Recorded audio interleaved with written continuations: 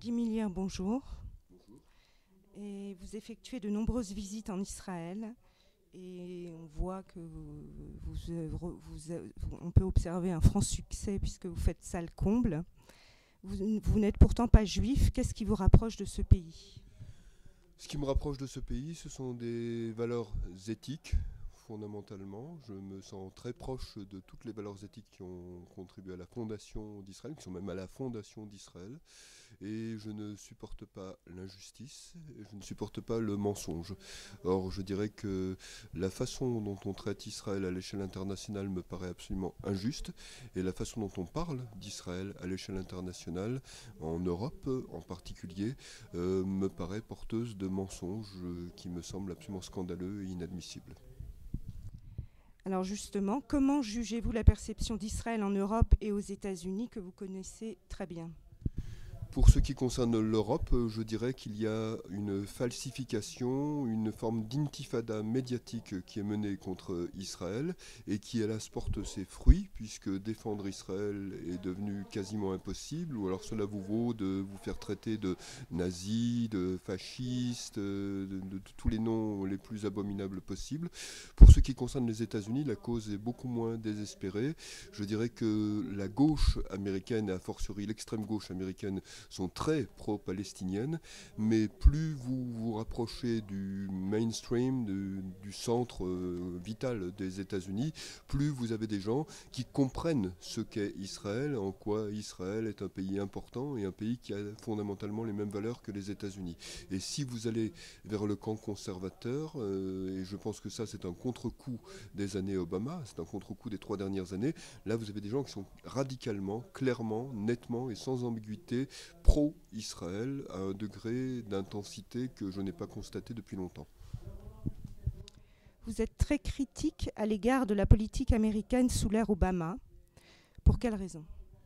Tout simplement parce que je savais qui était Obama avant son élection et je voyais qui étaient les conseillers qui l'entouraient et je savais qu'il y avait de facto une doctrine Obama et je savais que cette doctrine Obama, elle avait plusieurs objectifs. Son objectif à l'échelle internationale était d'affaiblir la puissance américaine. Or je constate que au fur et à mesure de l'histoire, à chaque fois qu'on a voulu affaiblir la puissance américaine, qu'un président américain ou que quelqu'un d'autre a voulu affaiblir la puissance américaine, cela a débouché sur des désordres et des guerres à l'échelle planétaire.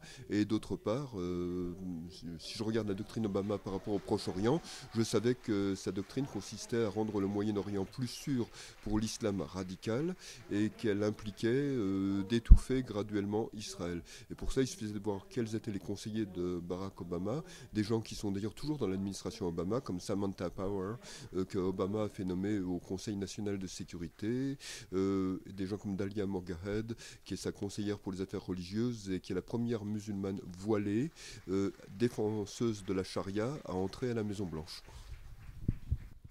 Après le dernier rapport de l'AIEA sur l'Iran, que peut-il se passer selon vous? Eh bien, ce rapport est extrêmement alarmant. Cela change des rapports de l'époque Mohamed El-Baradei, qui lui était plus ou moins acheté par l'Iran. Ce rapport montre la réalité telle qu'elle est. Je dirais que l'Iran est un pays qui ne me paraît pas susceptible d'être endigué comme on pouvait le faire vis-à-vis de l'Union soviétique.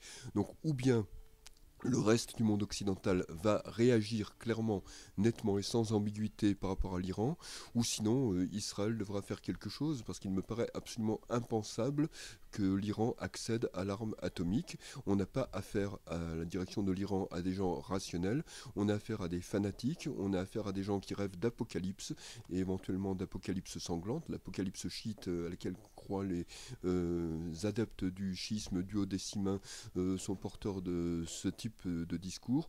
Donc je pense qu'il faudra, même si ça ne retarde l'accès plein au nucléaire de l'Iran que de quelques années, je pense qu'il faudra se résoudre un jour ou l'autre à frapper parce que je ne vois pas d'autre solution. Je pense que ce sera difficile, mais je pense que laisser l'Iran accéder à l'arme atomique serait encore beaucoup plus complexe et beaucoup plus dangereux parce que cela permettrait de sanctuariser le régime et si ce régime est sanctuarisé, cela lui permettra de recourir encore davantage au terrorisme que ce n'est le cas aujourd'hui. Quand on songe que le régime iranien a préparé un attentat attentat qui devait avoir lieu à Washington contre l'ambassadeur d'Arabie Saoudite et sans doute contre l'ambassadeur d'Israël à Washington même, en s'appuyant sur les cartels de la drogue mexicains, on peut imaginer ce qu'un Iran avec l'arme atomique pourrait faire. Israël est-il selon vous en danger existentiel ? Je pense qu'Israël n'est pas en danger existentiel parce que je pense qu'Israël a tous les moyens de se défendre.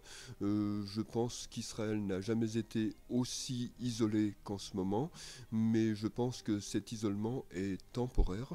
Si je regarde les États-Unis, je constate que d'un côté, vous avez l'administration Obama qui est très nettement anti-israélienne, mais d'un autre côté, vous avez l'Amérique profonde et l'essentiel du personnel politique américain, les républicains, mais aussi une bonne partie des démocrates, qui continuent à soutenir Israël. Et il me paraît strictement impensable que les États-Unis ne cessent de soutenir Israël dans ces conditions. Et tant que les États-Unis seront du côté d'Israël, il n'y aura pas de danger existentiel. L'Europe n'est pas sur les mêmes positions, mais l'Europe a fort à faire avec ses propres difficultés et avec l'effondrement de l'euro en ce moment.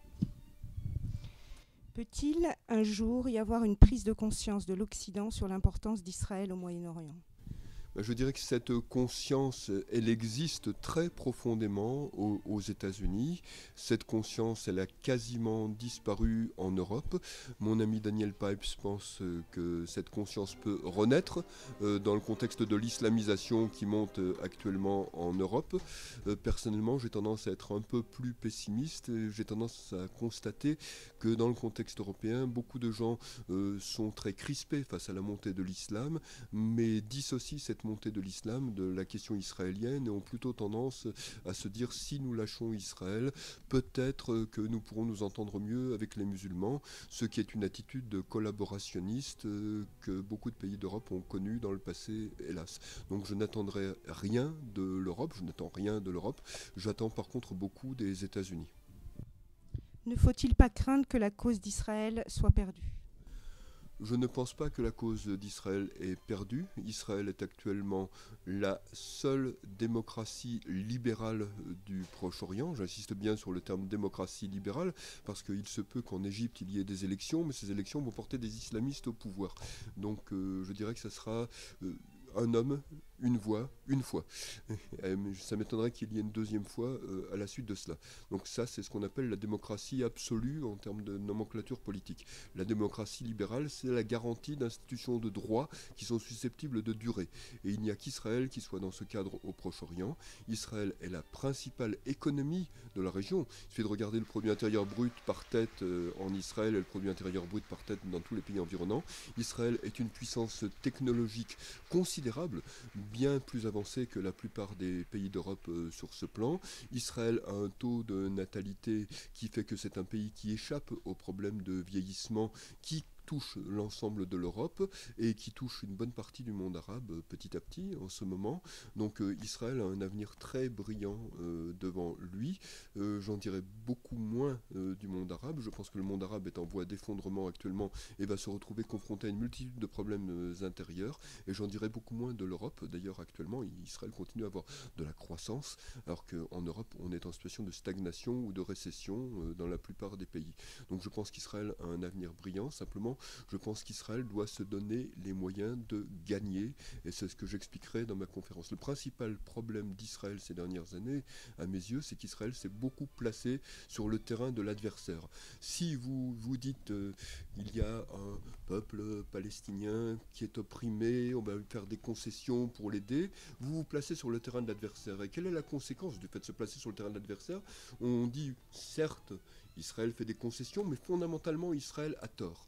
Donc, quelles que soient les concessions que l'on fait lorsqu'on se place dans cette situation, on se retrouve accusé de quelque chose. Donc, et je rejoins sur ce plan mon ami Daniel Pipes, avec qui j'en parlais il y a quelques jours à New York. Israël doit se donner les moyens de la victoire.